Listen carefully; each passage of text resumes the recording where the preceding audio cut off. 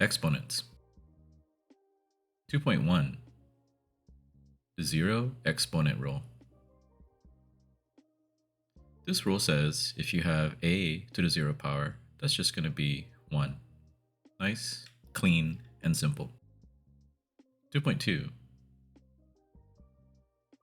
Here we have the identity exponent rule. And this rule says if you have a to the 1, that's just a or itself. Another nice one. 2.3 Here we have the negative exponent rule. And this rule says if you have a to the negative m, that's going to be 1 over a to the positive m. Put a star on this because this gets a lot of students. We'll come back to it.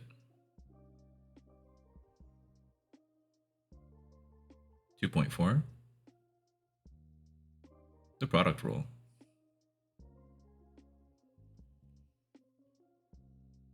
The product rule says if you have a to the m times a to the n, that's the same as a to the m plus n.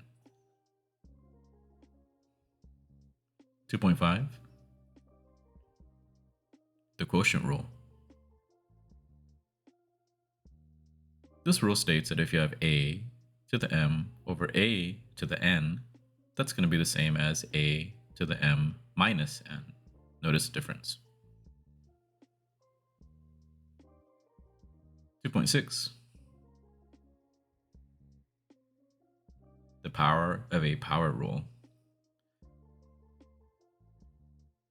If you have a raised to the power of m raised to the power of n, that's going to be the same as a to the power of m times n. 2.7 Here we have the power of a product rule. This rule says that if you have a times b to the power of m, that's going to be the same as a to the m times b to the power of m.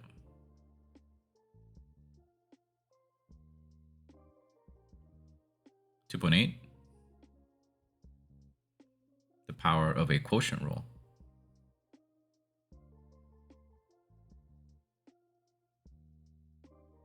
If you have a over b to the m, that's going to be the same thing as a to the m over b to the m.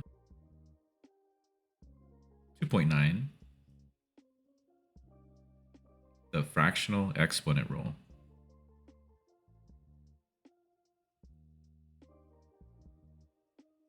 This rule says that if you have a to the power of m over n, that's going to be the same as a to the power of m with a root of n.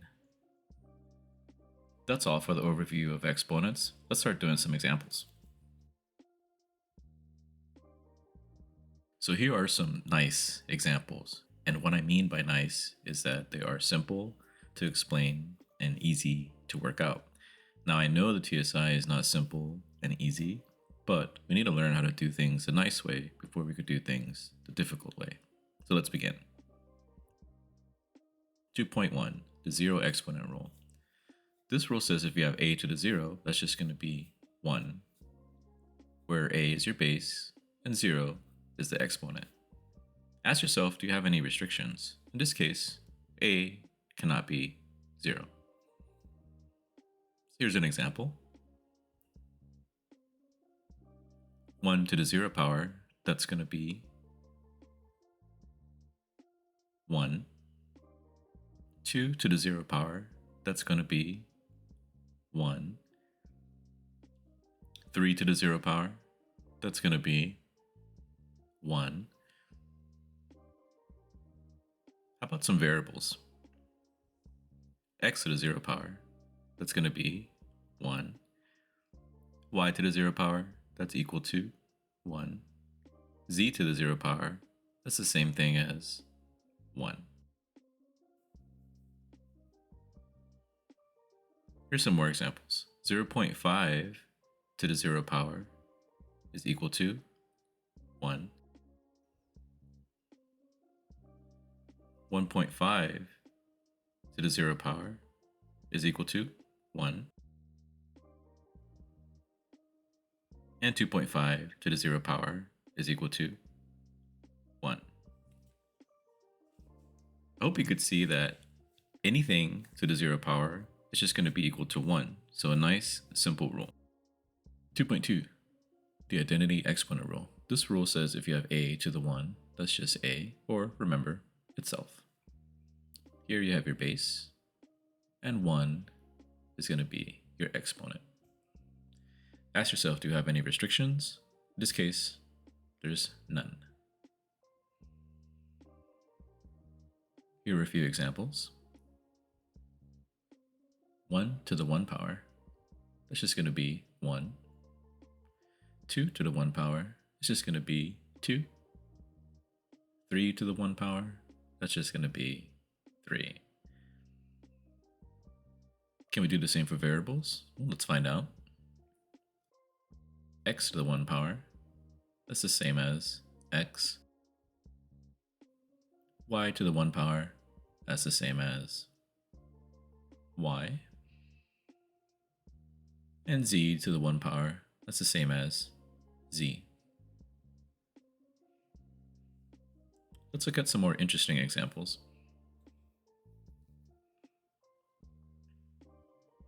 X plus y to the first power, that's going to be equal to x plus y. X plus y plus z to the first power, that's going to be x plus y plus z. How about x times y to the first power? That's just going to be x times y. So another nice, simple, clean rule. 2.3, the negative exponent rule. This rule says if you have a to the negative m, it's just going to be 1 over a to the m, where a is your base, and negative m is going to be your exponent. Are there any restrictions? In this case, a cannot equal 0. Here's an example. This is a classic example. How about 1 to the negative 1? Well, that's going to equal 1 over 1 to the 1, where 1 is our base, and the power of 1 is our m, our exponent. This could be written as 1 over 1, because 1 to the power of 1 is equal to 1, and 1 over 1 is just 1. Here's another example. 2 to the power of negative 2. That's 1 over 2 to the positive 2, which is going to be 1 over 2 times 2, which is 1 over 4. Here we got another example. How about 4 to the negative 3? Well, that's going to be 1 over 4 to the positive 3. And that's 1 over 4 times 4 times 4, which is 1 over 64.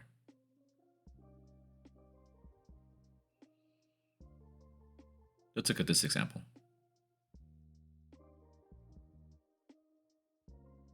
How about x to the negative 1? It's going to be 1 over x to the positive 1. And anything to the 1 power is just itself, so you have 1 over x.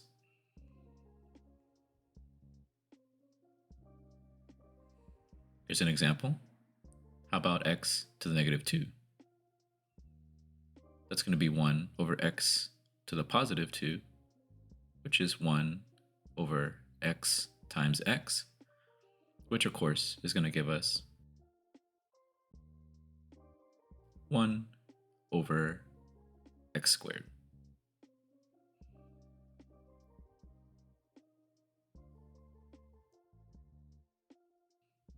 Here's another example. How about x to the negative 3? That's going to be 1 over x to the positive 3, which is 1 over x times x times x. And of course, that's going to give us 1 over x to the third power. Here's another example. How about x plus y to the negative fourth power?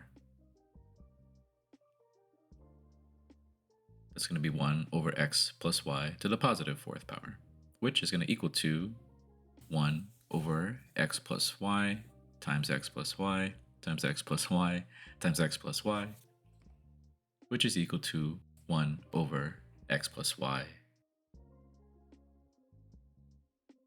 to the fourth power.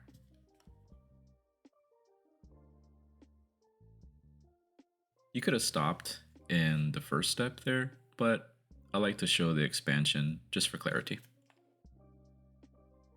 2.4, the product rule. The product rule says if you have a to the power of m times a to the power of n, that's just going to equal a to the m plus n.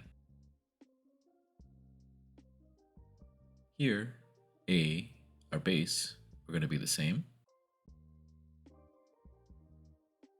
And we'll have a power of m and a power of n. They're different exponents, but these can be the same. Let's look at an example. 2 to the power of 1 times 2 to the power of 2. That's going to be 2 times 2 times 2, which is equal to 2 times 2 is 4, 4 times 2 is 8. But let's use the rule.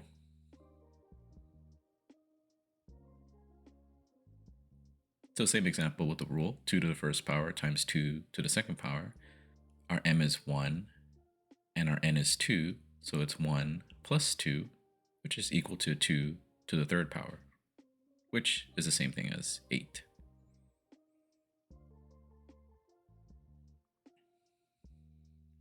Here's another example. X to the first power times x to the second power. That's the same thing as x times x times x, which, as you can see, is x to the third power. But let's use our rule.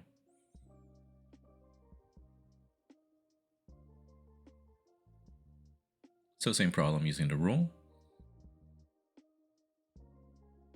Here you could see that our m is 1 and our n is 2, so it's x to the 1 plus 2, which is equal to x to the third power. 2.5, the quotient rule. The quotient rule says if you have a to the power of m divided by a to the power of n, that's the same as a to the m minus n. Here, the bases are the same.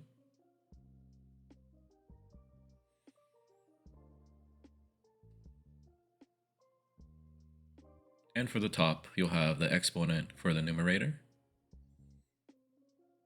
And on the bottom, you'll have the exponent for the denominator. And of course, let's ask ourselves, do we have any restrictions? In this case, a cannot equal 0.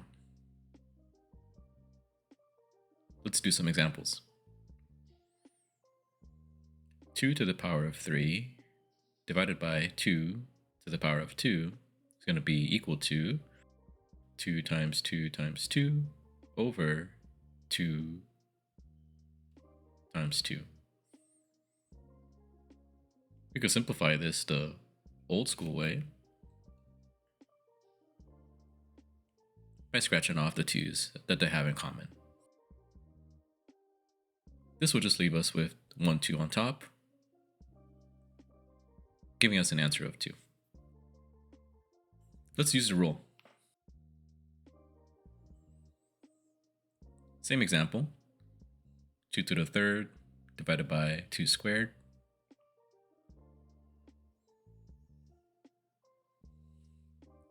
Our base is 2. The exponent on top is 3. The exponent on the bottom is 2. Subtract them, and you're left with 2 to the 3 minus 2, which is 2 to the 1, which is just 2. Here's another example. 2 squared over 2 to the third power. That's going to be 2 times 2 over 2 times 2 times 2. The old school way, you could scratch off what they have in common, and you'll be left with a 2 on the bottom, which will give you 1 over 2. Remember, we got a cool rule to help us, so let's use our rule. So here's an example with the rule. Same example with the rule. 2 squared divided by 2 to the third power. So our base is 2. The exponent on the top is 2 minus our exponent on the bottom, which is 3, will leave us with 2 to the power of 2 minus 3, which is 2 to the negative 1. Now here, you probably noticed something that you've seen before, which is a negative exponent rule.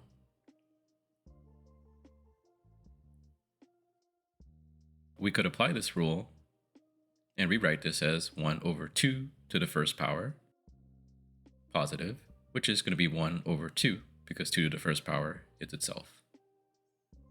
Here's another example.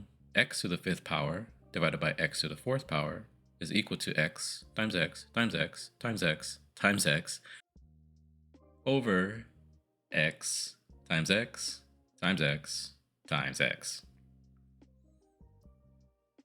Old school way, right? Just scratch off what they have in common, which leaves us with just one single x on top, giving us just x. But let's use our rule. Same example with the rule. X to the fifth over x to the fourth. Here, our base is x. Our exponent on top is 5, subtracted by 4. It's going to equal to x to the power of 5 minus 4, which is just 1. And as you could see, something you've seen before, here we have the identity exponent rule. This one's been popping up a lot. And that just says anything to the power of 1 is itself, so we're left with just x. 2.6, power of a power rule. This rule says if you have a raised to the power of m raised to the power of n, that's the same thing as a to the power of m times n, where a is going to be your base, and m and n are your exponents. Any restrictions? For this problem, there are none. Let's do an example. How about 2 raised to the power of 2 raised to the power of 3? It's going to be 2 raised to the power of 2 times 3, which is going to be equal to 2 raised to the power of 6.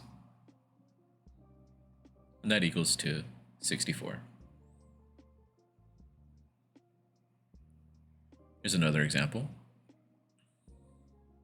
How about x to the power of 3 raised to the power of 3? That equals x to the power of 3.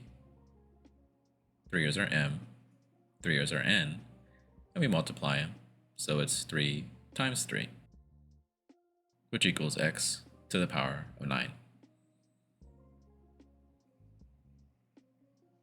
Or here's another example. How about x to the negative 1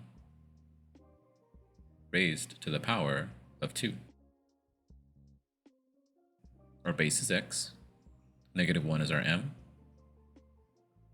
and 2 is our n, and we multiply them together, giving us x to the negative 2.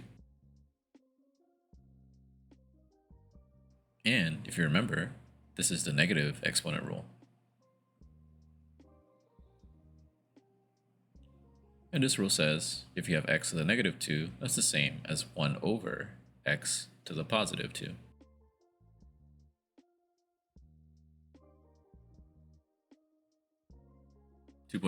Power of a product rule. This says if you have a times b multiplied together raised to the power of m, that's going to equal a to the m times b to the m. Here, a is going to be your base, and b is going to be your other base, where m is our exponent. Do we have any restrictions? For this rule, there's none. Let's do an example.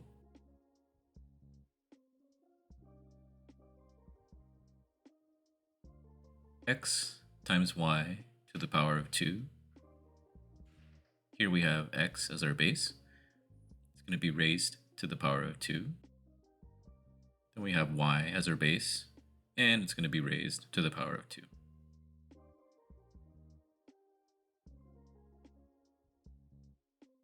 You could consider this 2 being multiplied into x and 2 being multiplied into y, but have caution.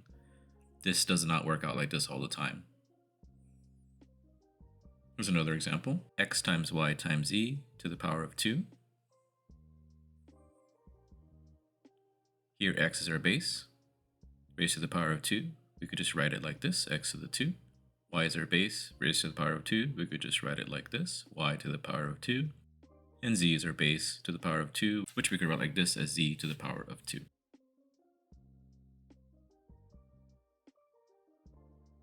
Another example. 2x times y to the power of 4. Our base is 2, our exponent is 4. This is 2 to the 4th. Our base is x, our exponent is 4. This is x to the power of 4. Our base is y, the exponent 4, so this is y to the power of 4. Let's clean it up. 2 to the power of 4 is going to be 16, and everything else stays the same. Here's another example. X to the power of 2, y to the power of 3, z to the power of 4. All of this raised to the power of 2. Our base in this case is x squared, and that's raised to the power of 2. Our base here is y to the 3rd, and that's raised to the power of 2. And our base here is z to the 4th, and that's raised to the power of 2. Now, if you notice, we have a embedded rule here, and that's going to be the power of a power rule.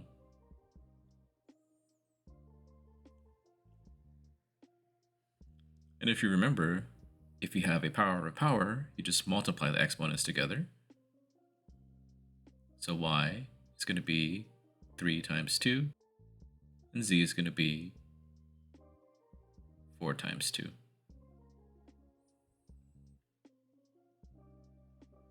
This becomes x to the 4th.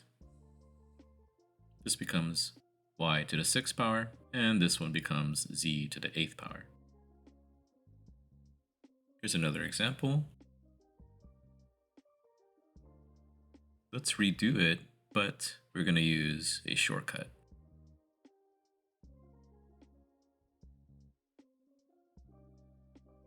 So this is what I call the short way, but of course have caution because it does not work like this all the time. It works specifically for this rule. You could consider this 2 times 2, so it will be x to the 4th.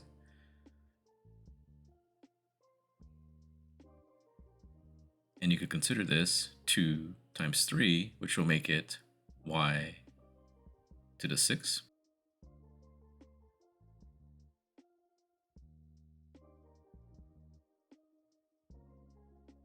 And you could consider this 2 times 4, which will make it z to the 8th. And like I mentioned, be cautious using this. 2.8, power of a quotient rule. This rule says if you have a divided by b all to the power of m, that's going to be the same thing as a to the power of m divided by b to the power of m, where a is going to be your base for the numerator and b is the base of the denominator.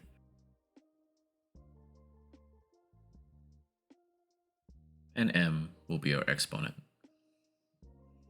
So let's ask, do we have any restrictions? And here, b cannot equal 0. Let's look at an example. How about 2 over 3 raised to the power of 2? It's going to be 2 raised to the power of 2 over 3 raised to the power of 2, which is the same as 2 times 2 over 3 times 3, and that's 4 over 9. Here's another example. How about variables? X over y raised to the power of 3. Here our base is x to the third power, so that'll be x to the third.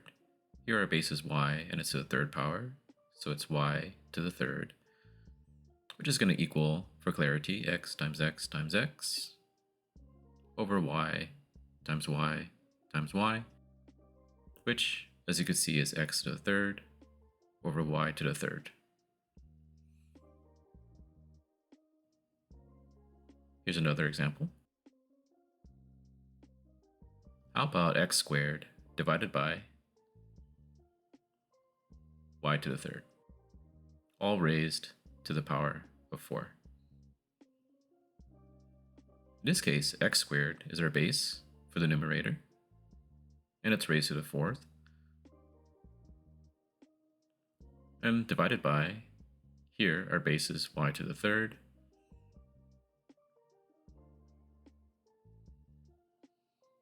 and that's raised to the fourth. If you notice, we have an embedded rule here. It's 2.6, the power of a power rule. And that rule says if you have a power of a power, you're just going to multiply the exponents. And here it's going to be y to the power of 3 times 4, which equals to x to the 8th power divided by y to the 12th power.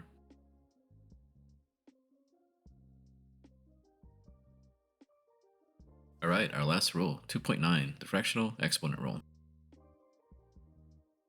This rule says if you have a raised to the power of m divided by n as a fraction, then that's going to equal a to the power of m with a root of n, where a is going to be your base,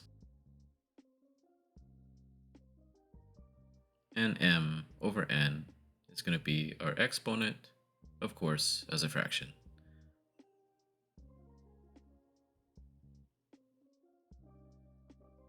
M in the exponent is our numerator, and that goes inside the root. And n, the denominator of the exponent, is going to go outside the root. Let's look at an example. This is classic. How about x to the power of 1 over 2? We write our root symbol. Our base is x. The top is 1, which is m. Put that on the inside. The bottom is 2, which is n, and we put that on the outside. And we're left with the second root of x to the first, but if you remember, we have an embedded rule here, and it's the identity exponent rule.